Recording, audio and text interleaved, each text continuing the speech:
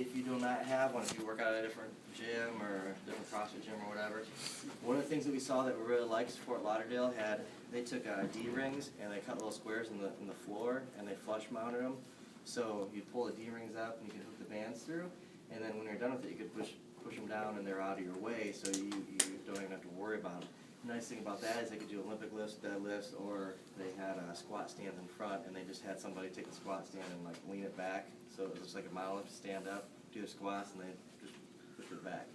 And it works well, you know. I mean, gotta make do with what we have. Or you can, if you have heavy dumbbells, you can put like like if you're put it around like this dumbbell, and line a dumbbell up right in the side. So basically, all you do is do the same thing. Put it to the side. You also have to make sure the dumbbell's heavy enough to hold the band down. I'd say you need at least like 80 pound dumbbells. And you want the dumbbell in line with where the band's going to be going up and down so it doesn't drag the dumbbells around.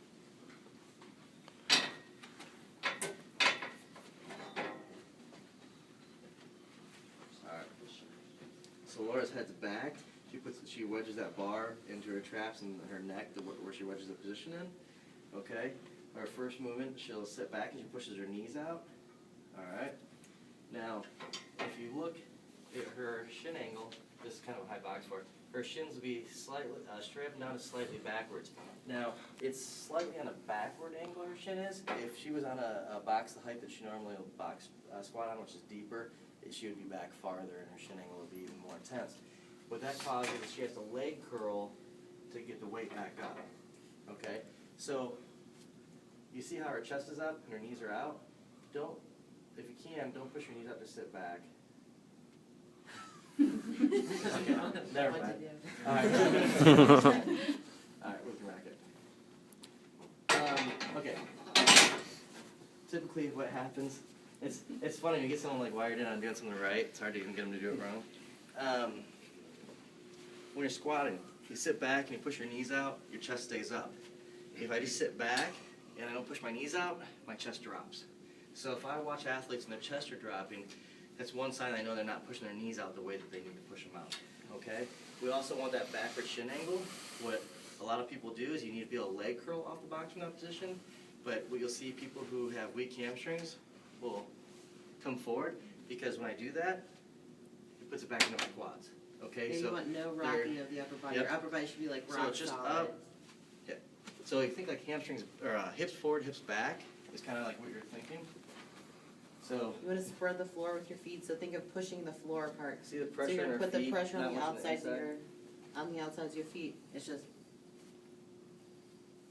see, there's just a slight like relaxation of the hips. A lot of people, you say relax, and then I don't like to use that word relax as they go.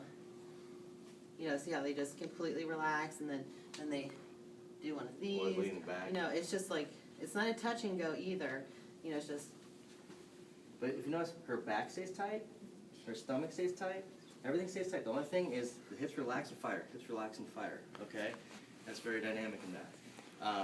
You don't want to drop your chest. You don't want to lean back with it.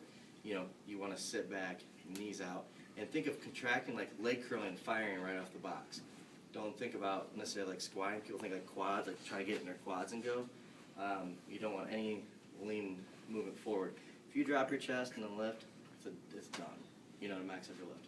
How much percentage of your weight that's on the bar of your body do you want on the box as you stand up? So like 70% you're putting on the box, or? Oh no, we stay completely tight, but you're sitting on the box. Yeah, you're 100% full. weight. Yeah. Yeah, it is not You stay any tight. it's not even not a touch and go whatsoever. It is like your full body weight on the box. It's just your all your muscles stay contracted and tight. You're not like completely like Louis gone. popping on the box, but it's also not. Louis tied his PR box squat with doing the same exact thing, sitting in the box for 9.8 seconds before it came up. So he literally sat on the box for 9.8 seconds and boom, fired up, and he smashed his squat numbers. So they did it with everybody in the gym, and everybody was right around the 9-second range. You know, we kept pushing it a little longer, and we went to 9.8. That's 9.8 seconds sitting on that box underneath tension and come up until max and hit the same max. You know, so it's not. I try to tell people, you can't fake being strong. You can't rush stuff. You can't pretend to be strong. So you don't ever try to make something happen. Like people think like, okay, you know, like I'm getting tired, so then they throw their chest up or do anything like that. You can't fake it. You have to get in an optimal position. You have to squat optimally, and you're either strong enough or you're not. Do not ever deviate from form in anything that you do. You know, as a rower, like if you're doing a competition rowing, you can't sit there and go, I'm getting fatigued and start like flailing around like just trying to make it work. There's a rhythm, there's a movement, there's a perfect technique.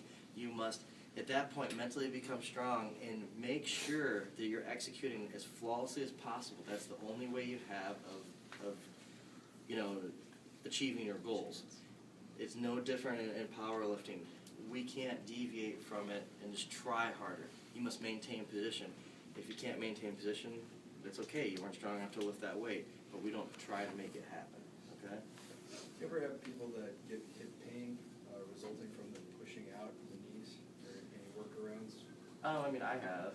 You know, it happens. Well, yeah, if they have tight IT bands, like, the thing is, if you guys have pain, like Louis will tell you, there's one part of training, it's restoration methods, like, massage and chiropractic and stuff, it's not like luxurious, it's a necessity, like when you're training like this, it's not, you know, not saying this training is like bad for your body, It's like it's going to just, death. yeah, You want to be the when best at anything, right. you do that. You change your oil in a car. If you have a race car, you change it more often. You change tires in a race car, brakes more often. They rebuild the motors more often.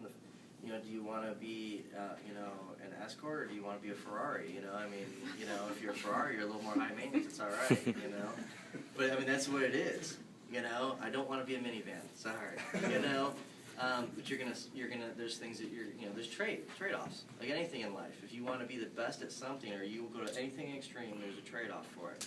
I've had to do a lot of different things, like, you know, I've worked with Kelly Starrett, you know, trained, you know, for mobility routines, and I get massage every other week, chiropractic 2 to 3 times a week. You know, that's only because I train a chiropractor and he just adjusts me in the gym. But if she didn't, she'd still need to get it yeah, I'd still need to get it done.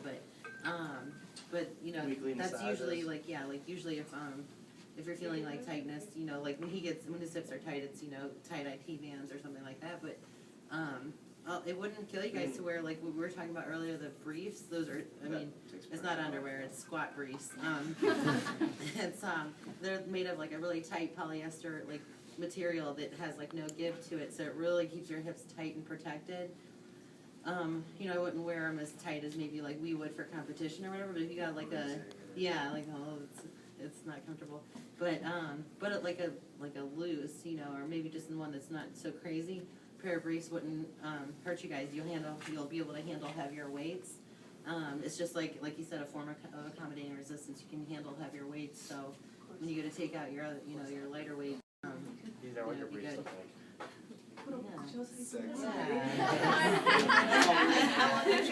Just like put on too. Victoria's Secret, right, Rudy? And that is a nice loose pair, because the kind mine like would not bend over that handle like that. Yeah. Mine are much more stiff. So in that stance, you've got your toes flared out a little bit, almost exactly the same as when you do your sumo. And then some other places say that, you know, we're again pressed against the rack, toes pointed straight forward. Is there a reason for flaring